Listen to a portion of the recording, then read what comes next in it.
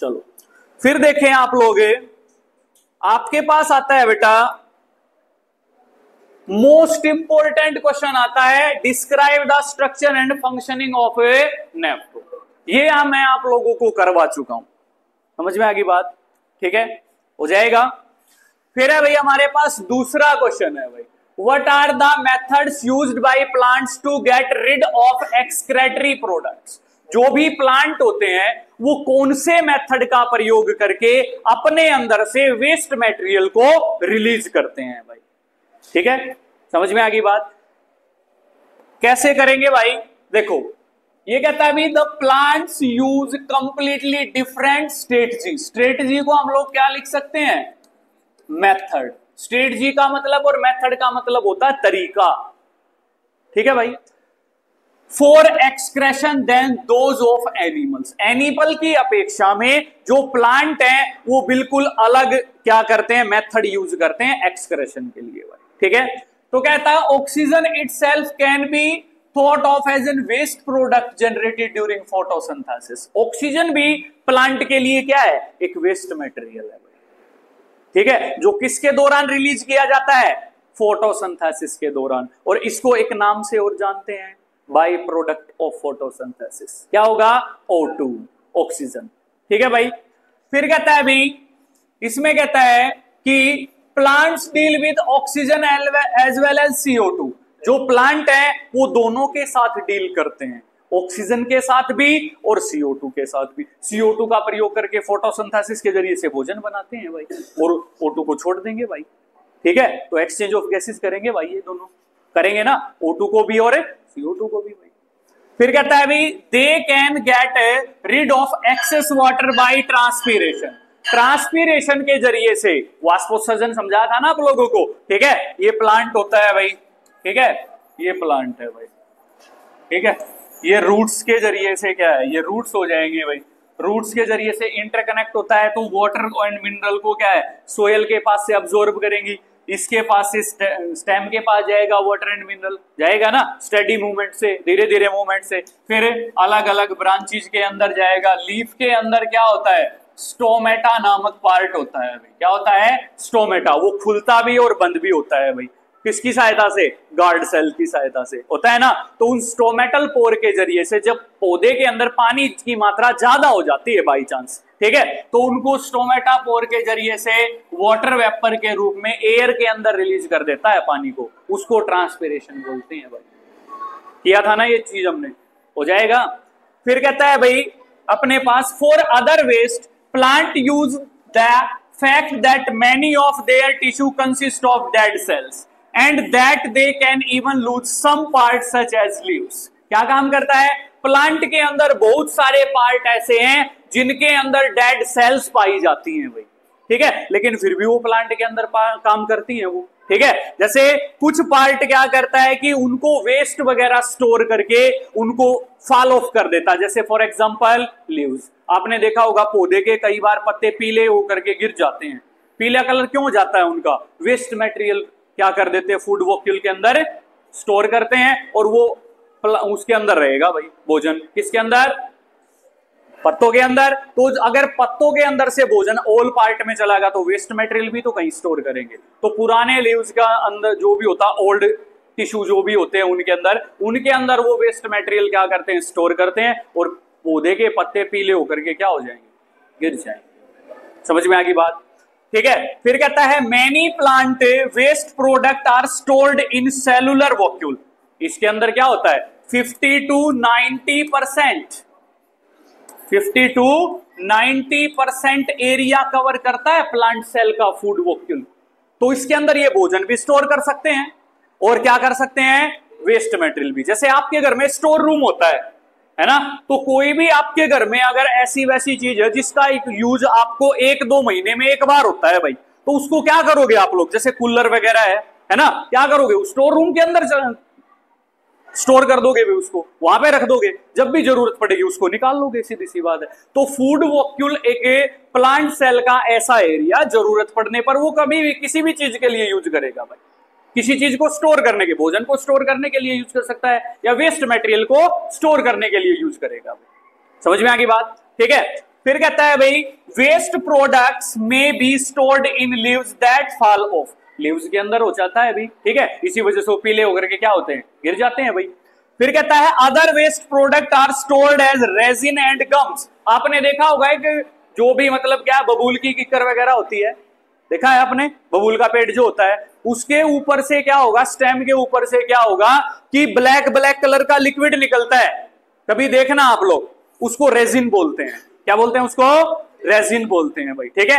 गूंद लग गया, देखा होगा किसी ने किसी पेड़ पे, देखा होगा ना, वो गूंद क्या है, पेड़ के लिए वेस्ट मटेरियल है, लेकिन हमारे घरों में हमारी मम्मियां क्या करती है, सर्दियों के अंदर गूंद के लड्डू बनाती हैं, वही गूंद होता है, वो हमारे लिए यूजेबल मटेरियल है। समझ में आ गई बात, हो जाएगा, ठीक है। फिर कहता है भाई स्पेशली इन ओल्ड जाइलम, जब भी इसको क्या करते हैं, ये स्टोर करके रखते हैं ओल्ड जाइलम टिश्यू में, जो पुराने टिश्यू हो जाते हैं ओल्ड जाइलम टिश्यू, उनके अंदर जब इसकी मात्रा ज्यादा होने लगती है तो इस स्टेम को क्या करते हैं, क्रैक करके बाहर आने लगते हैं, बाहर निकलने लगते हैं। समझ में आ गई बात। उसी चीज से गम बनाया जाता है जो आपकी बुक्स वगैरह को चिपकाता है, आपने देखा होगा 5 रुपए की एक स्टिक वगैरह सी आती है, ठीक है, गम की, वो उससे चिपका ले, तो या फेविकोल वगैरह यूज करते होगे, फेविकोल अलग चीजों से बनाया जाता है, समझ रहे हो बात को। फिर कहता है भाई plant also excrete some waste substances into the soil around them, plant roots के जरिए से भी क्या करते हैं, वेस्ट मटेरियल को मिट्टी के अंदर छोड़ देते हैं, जो रूट्स के अंदर होते हैं only.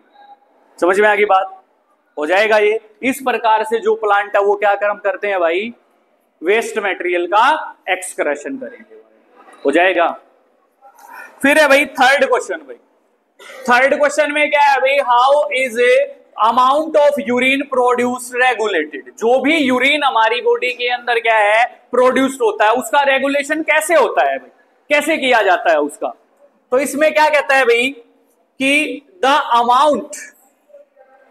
Amount of urine produce depend on the amount of excess water, मतलब ये क्या काम करता है भाई, जो यूरिन बनता है हमारी बॉडी के अंदर वो किसके अमाउंट पे डिपेंड करता है, पानी के अमाउंट पे डिपेंड करता है। सीधी सी बात है कि हम पानी की मात्रा ज्यादा कब ग्रहण करते हैं, कब पीते हैं हम पानी ज्यादा, सबसे गर्मियों के अंदर, प्यास बहुत ही ज्यादा लगती है हम लोगों को, लगती है ना। क्या सर्दियों में उतना ही पानी पीते हो जितना गर्मियों में पीते हो आप लोग?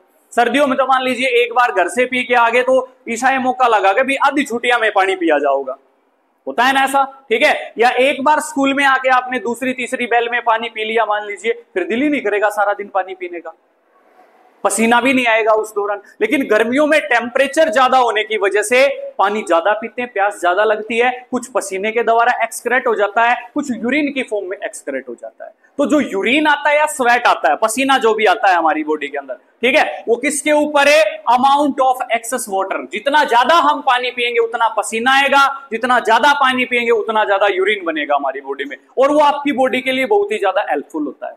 जैसे किसी को पथरी वगैरह हो जाती है किडनीज वगैरह, किडनीज के अंदर हो जाती है ना, तो डॉक्टर क्या बताता है, सबसे ज्यादा पानी पीना बताता है, क्योंकि वो पानी के जरिए से ही फ्लश हो सकती है। समझ में आ गई बात। तो जितना ज्यादा हम लोग गर्मियों में पानी पिएंगे उतना हमारी बॉडी के लिए फायदा होता है।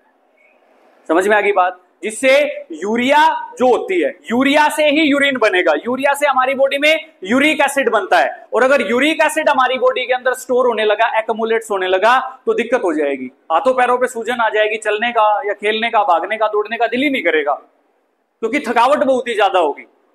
अगर हाथों पैरों पे सूजन आ जाएगी तो आपसे चला भी नहीं जाएगा। जैसे आपने देखा होगा कि जो बंदे शिवरात्रि के उपलक्ष्य में कावड़ लेके आते हैं, या कोई बंदा मान लीजिए कहीं पे बालाजी जा रहा है, पैदल जा रहा है, तो उनके पैर देखे होंगे आपने, सूजन आ जाती है।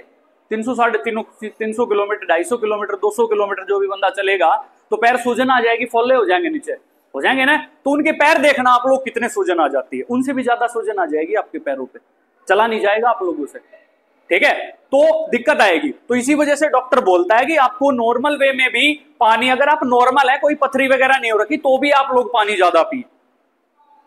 समझ में आ गई बात, ठीक है।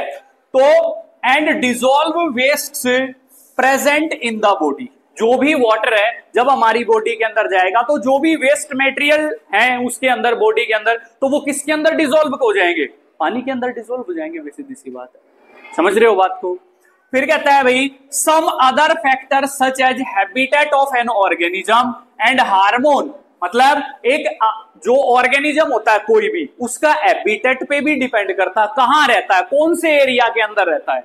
उष्णकटिबंधीय क्षेत्र में रहता है कि भी जहां पे साल के लगभग महीनों में क्या रहती है, गर्मी रहती है। हमारा एरिया क्या है, सर्दियां तो थोड़ी बहुत होती है भाई, ज्यादातर मोस्टली पार्ट किसका रहता है, गर्मियों का ज्यादा पार्ट रहता है ना। तो एक हैबिटेट के ऊपर भी, एरिया के ऊपर भी डिपेंड करता है। एक हम जाके लेह लद्दाख में, हिमाचल प्रदेश में J&K की साइड रहने लग जाए तो वहां क्या होगी, मोस्टली पार्ट ऑफ ईयर के अंदर क्या होता है कि ठंड पड़ती है भाई, पड़ती है नहीं पड़ती है, पड़ती है ना। तो उसके हिसाब से फिर पानी पिएंगे हम लोग, समझ रहे हो बात को। जो यूरिन वहां आएगा वो इतना ज्यादा नहीं आएगा फिर ठंड की वजह से, क्यों, पानी पिएंगे नहीं, यूरिन थोड़ा बहुत आएगा, पसीना भी थोड़ा बहुत आएगा अगर हम एक्सरसाइज वगैरह करेंगे, ऑक्सीजन लेवल भी डाउन मिलेगा आप लोगों को यहां से वहां, समझ रहे हो बात को।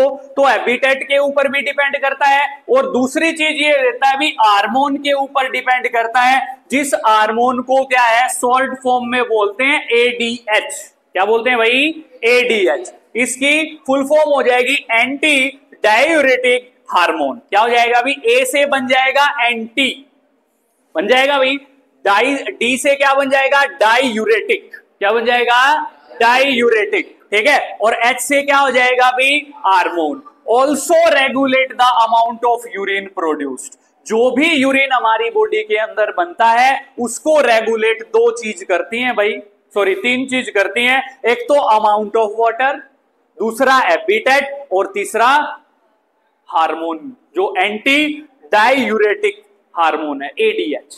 ये रेगुलेट करने का काम करते हैं भाई, किसको, यूरिन को। समझ में आ गई बात, हो जाएगा भाई।